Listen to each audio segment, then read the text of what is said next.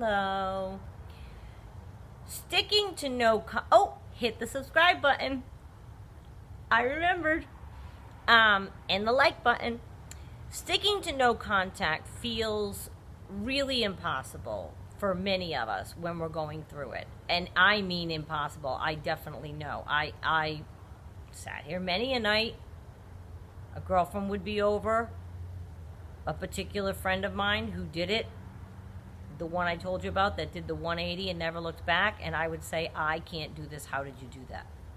And I felt like it and I've made several videos on how to maintain no contact, as I will continue to do, because it can't be discussed enough. Because it really does feel like it's just an insurmountable task. How can I maintain no contact? You're curious to talk to them. You're curious to say something to them. You're curious to see how they'll respond to something you say. You thought of a new way to put it. Oh, he'll understand it this time. How can he not respond to this? I know. I went through all of it. And you know, it's something that defeats many of us before we get a handle on it. And it can have disastrous results if we break. Disastrous. Not can, it most likely will have disastrous results if you break. Yeah, no, definitely will. Not most likely will. Definitely will have disastrous results if you break. Look how I came full circle. Well, I don't know why I said it can have disastrous results. Of course it's going to. It only and always can have disastrous results if we break. And we all know this. Yet we struggle.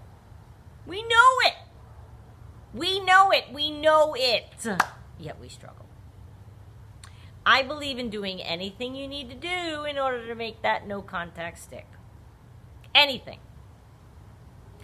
And that struggle could go on as they could try you way in the future when you're living a new life. It's vital we have a system locked in place where we can refer to it if they rear their ugly heads. It could be 5 years from now and you're seeing somebody else. You're married. And they decide to reach out. People can get in touch with people at any point, anywhere. People can be found and people can be contacted. Doesn't matter if you have a new number or they moved. This is 2021. That would be 2026, 5 years from now. People can find you. So they can still, reach out to you and wreak havoc on your life if we don't have a solid system in place and know I'm not going to respond to them anymore. You have to lock it down as something that you're not going to do anymore. I'm not talking to him right now because you just happen to not talk. But then it takes 3 phone calls and boom, you want to make... That's not having it locked down. I've been there, I know. Everyone has their journey. I got there the real long way. Bumpy road. But I got there. When you don't have a system that's locked down, you're vulnerable. And I began thinking about all the times the narcissist can and does impart upon us that bloody silent treatment. And how a perpetual silent treatment to him would be what I started to think of if I needed strength. Like a perpetual silent treatment is essentially no contact is a perpetual silent treatment that you're giving them. That helped me to think of it that way. No, I'm not answering. It's like a silent treatment. You're not talking to them. You don't have anything to say to them. They're trying to talk to you and you're not responding. That's essentially what, if you've had one to do the silent treatment, that's what they do. How many times has that happened? You're trying to talk to them. They're grouchy. They don't want to talk to you. They're quiet. They're in the other room. They're mad at you for something. They didn't break till they were good and ready. Now, we don't want to be good and ready. We don't want to break. And we want to maintain that lockdown, that feeling of, no, this is my perpetual silent treatment. And all those times that they did that to you,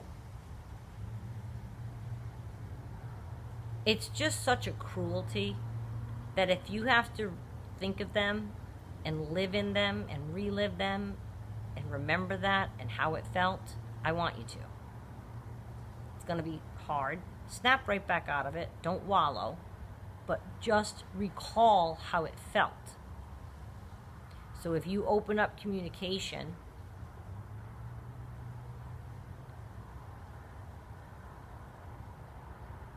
now you're opening yourself up to more pain and more of what you're just remembering to try to get your strength to keep no contact. You know, it's not a matter of, I'm not trying to say take that or that it's a tit for tat thing, you know, or you did this, so I'm doing this.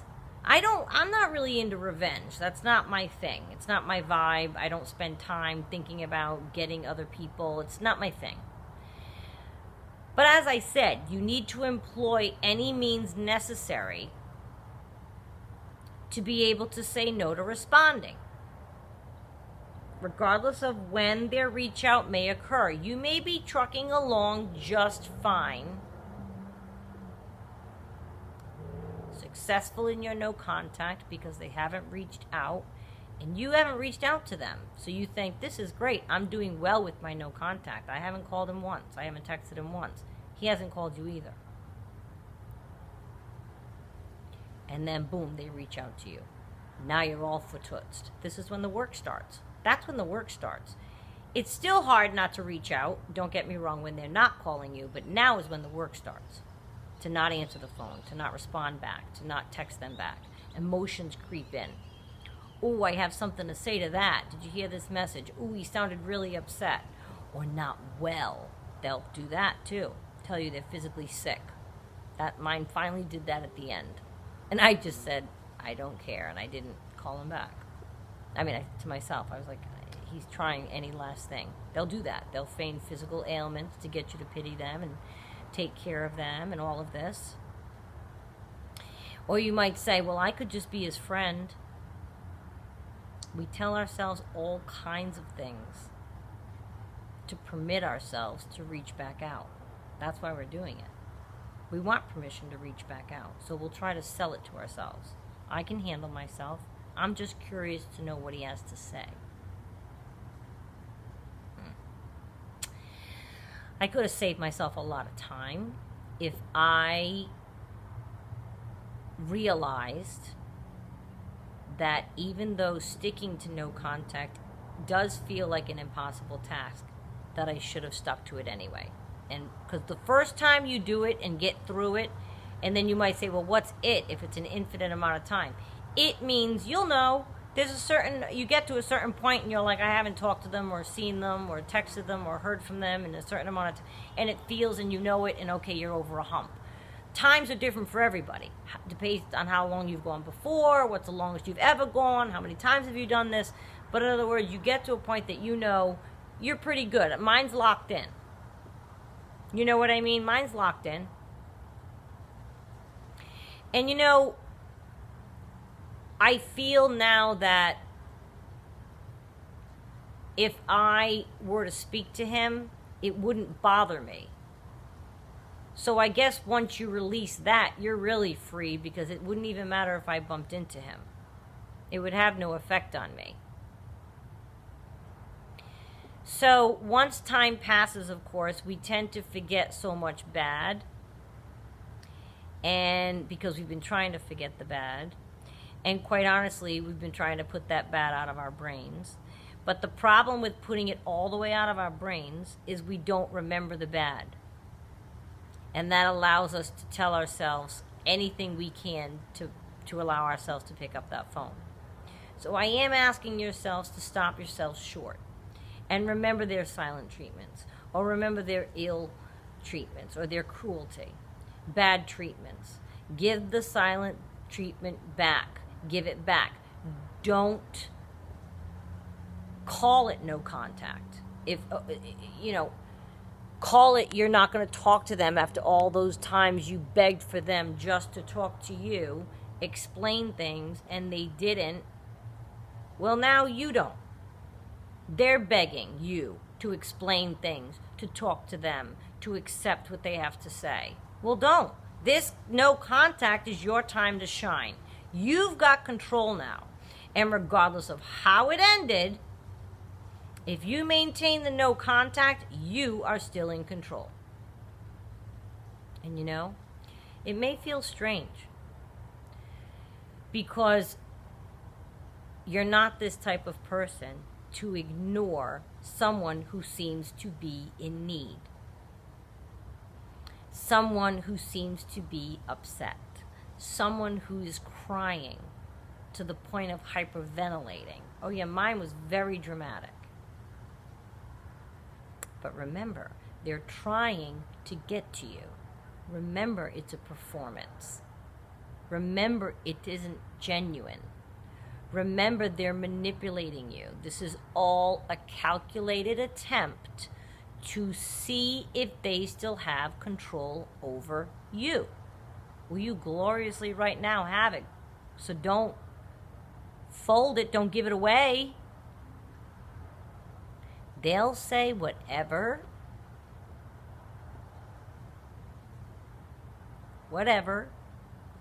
it's going in my mind, all the stuff they can say, they think will work to get to you. And I hope you paused and went through it yourself. They'll say a lot. They've got you thinking you may be able to help them, change them, fix them. They'll say things that make you think that you've gotten through. You're my best friend. I understand now what you mean. I shouldn't have done that. You didn't deserve that. I'm going to put you up on a pedestal where you belong. I'll spend the rest of my life making it up to you. No.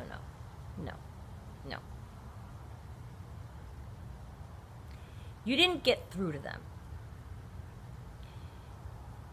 And do not allow the space you've been creating for yourself to be interrupted by this empty attempt at him regaining control. Within your space, create and be and shine and change things and, create your own zen. And talking with them will not lend itself well into your healthy space.